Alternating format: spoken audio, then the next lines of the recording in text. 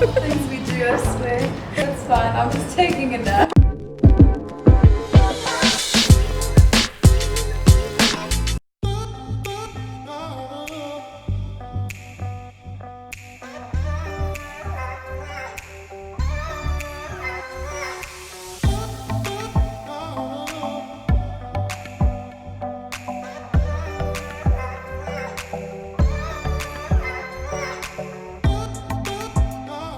Cool. Hi guys, what's up to day 4 of the vlog? I'm just going to chat to you guys a little bit today about how the process has been going, because obviously this is new for us, and I know for anyone who's looking to start a daily vlog, just they can get aware of what's going to be going on and what they can expect, as well as we're going to get some of Jazz's points and perspectives of what it's like for her starting at like a new company and what it's like being a content creator, and some of her tips and tricks that she thinks some of the software or items that she thinks would really help you guys in starting up and being a content creator.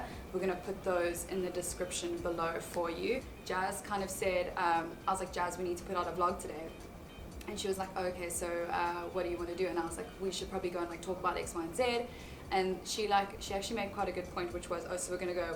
We're trying to create stuff now because we know we have to put something out. And that's never what we want this vlog to be like. We never want it to be something where we feel like we have to create in order to put things out. But at the same time, I think people misunderstand the difference between, like, yes, you're documenting versus creating, but also you don't want to not push yourself to put things out there, because the point is you're consistently thinking useful thing. Well, maybe not all the time, but at some point in the day you're going to think of something that is going to help someone else in your industry, and the point is to kind of make a note of it and be like, that would be a great point, and then do it. Like, that's the problem, is people have ideas and they don't execute on them, and that's the difference. It's like no one has any better or worse ideas than anyone else. There's just ideas that are executed and ideas that are not executed. So that's what I'm trying to do here now, is not to feign like creation over documenting. It's more like, cool, this is we have to get this deliverable out for today, and there's some things which I wrote down and I spoke about in a meeting this morning, which I thought would be quite useful. So let me know your thoughts in the comments below. Reason why we started this vlog was because I have had Matter at Heart now for like a year, the company, and I noticed I was so busy on other clients' profiles that I never really gave my company the time of day for posting things on Facebook, Instagram, LinkedIn.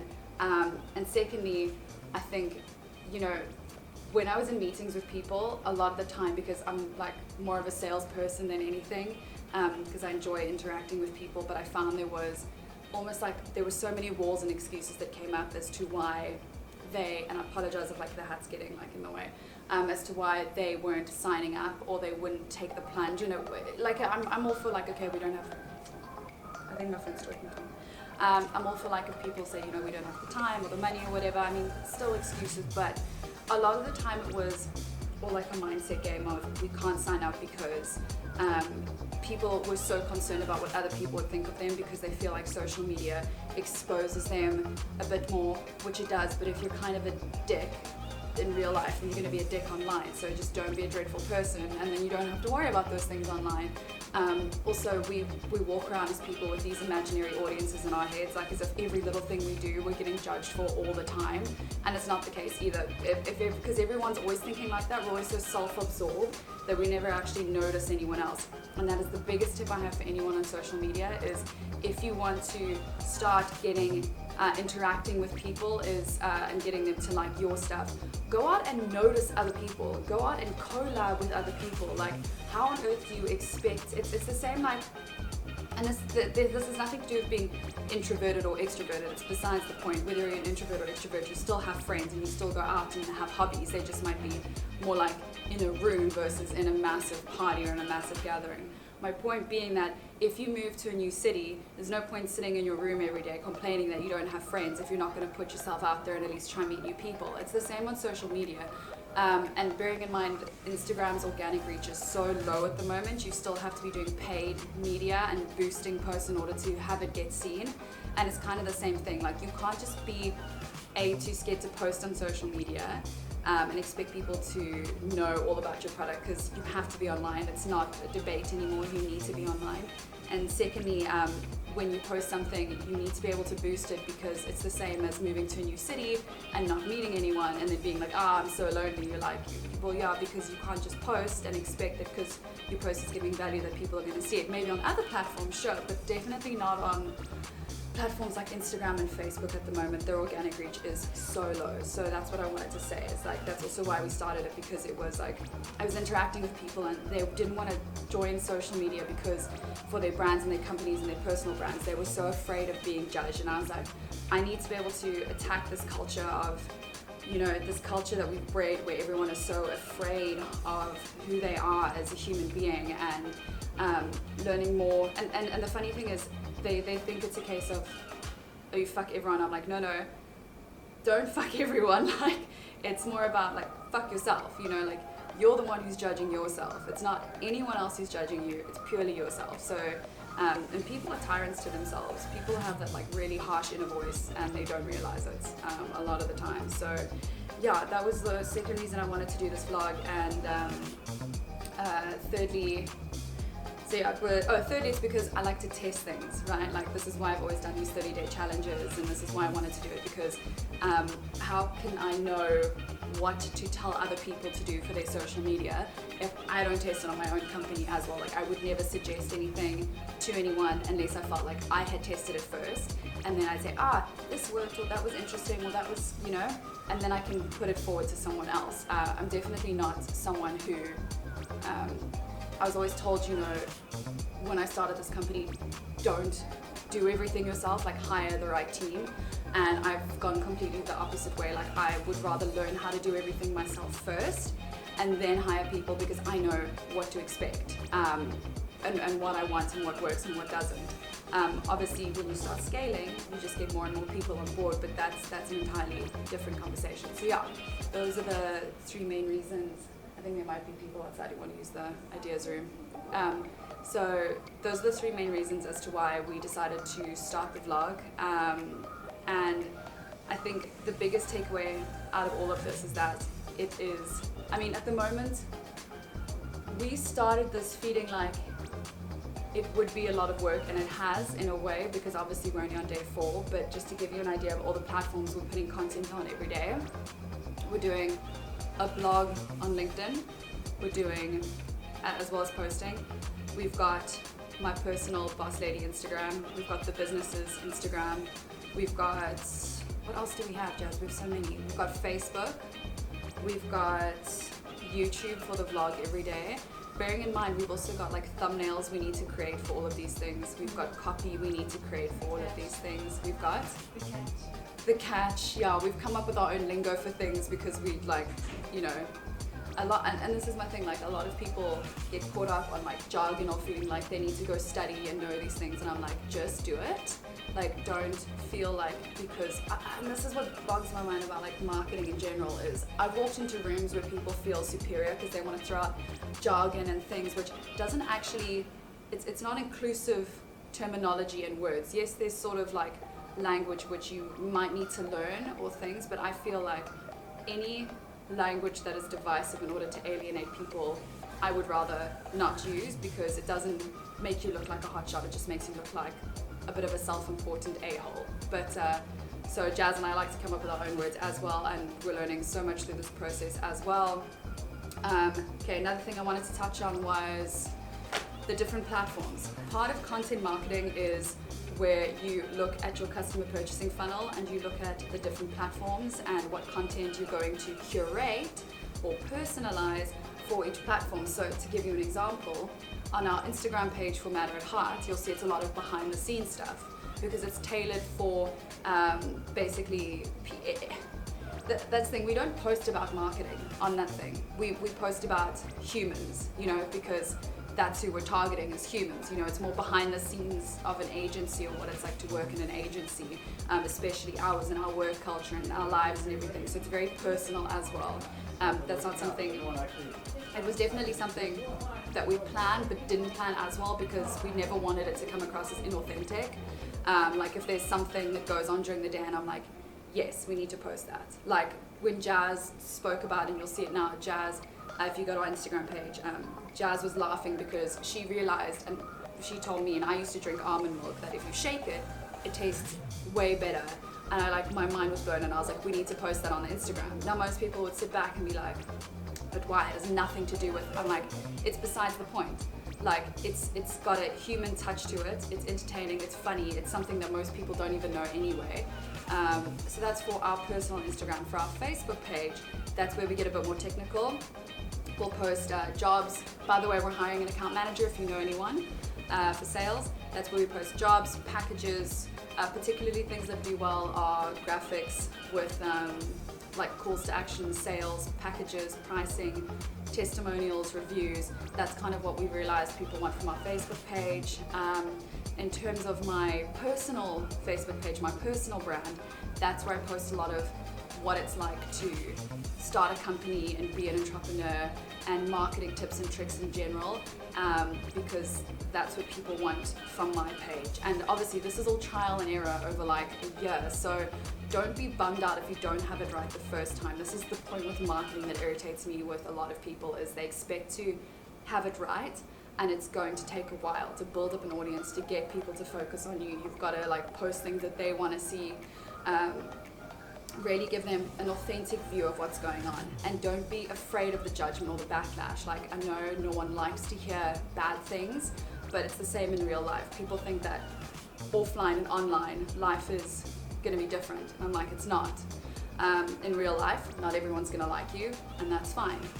Online, not everyone's going to like you, that's fine too. As long as you're staying true to who you are and you're not hurting anyone in the process, that's fine. Like, kindness for me is always like the end game here, and helping others. So yeah, so we were busy talking about the profiles. LinkedIn, that's where we focus a lot on marketing in the industry, is like a more broader scale thing. So we've got, that's where we usually have our blogs with like, what Jazz has done today. We wrote a blog about her kit that she thinks every content creator needs to start up. We've also done the 2020 marketing trends. But again, it's giving value, it's giving information. Like, don't just pontificate loudly about how great you think you are and expect people to, well, I mean, that does happen though, doesn't it, Jazz? Yeah, you kind of like get people like spilling their guts out in a way, but it's not because they're trying to help others. You can tell it's in a way that they're trying to get glory and to be revered, and have people in the comments just tell them, oh, you're so great, like, you'll get through this, it's okay, it's fine. And I think that's such a dangerous cycle.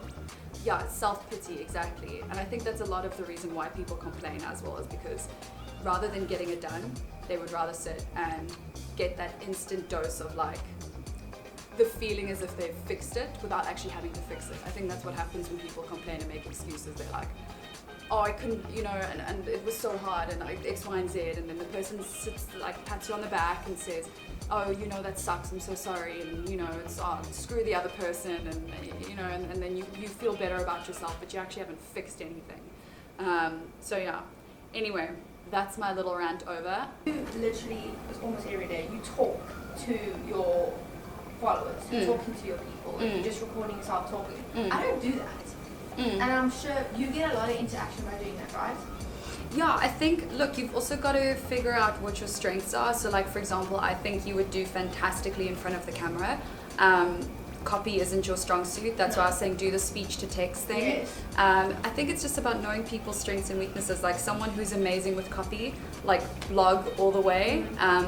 People who are better with like talking, like podcasts. If you're good in front of the camera, YouTube, like, right. or like Instagram or whatever. I think I should start practicing and like try find out what am I comfortable and good at talking about. For example, I can do my experiences here when I'm doing from my side of things. Absolutely. Like I'm going to be typing it in the description. I should start putting that value information or whatever into my thing as well. Because my Instagram right now, to me, I'm like, what does it look like? What does it look like? Okay, maybe I have a few photos of me and a camera.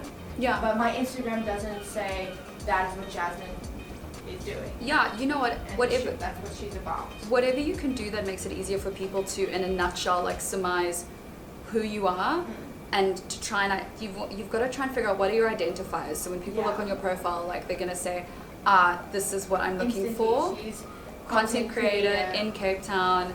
and like also your religious thing, like I would put that there. I think that's a huge thing about who you are. Yes. I think also people are afraid to put things like their religion or whatever online. I just want to let people know, like, whatever your morals and values are, it's okay to put them on there as long as it's not in an angry way, because a lot of girls do this on Tinder, like completely weird, like differently, but girls on Tinder will say like, not looking for one night hookups or whatever. And I'm like, I get that, but it's coming from a place of that's dripping with hurt, and you're basically telling people not what you don't want, but what's happened to you already. But also, I must say, being a Christian and trying to post about, I get a lot of hate. I get a lot of hate, and actually there's another girl who's a social media marketer, and she's Christian as well. That girl that's pregnant. I told you about it. And she started posting about Halloween as well. Yeah. Just saying to Christians who believe don't celebrate Halloween. Yeah. We got so much hate, and it's like. Do you think maybe that was because you were putting your opinion on other people when it should have just come from it's a touchy subject. But isn't that the subjects we should be talking about the 100%. most?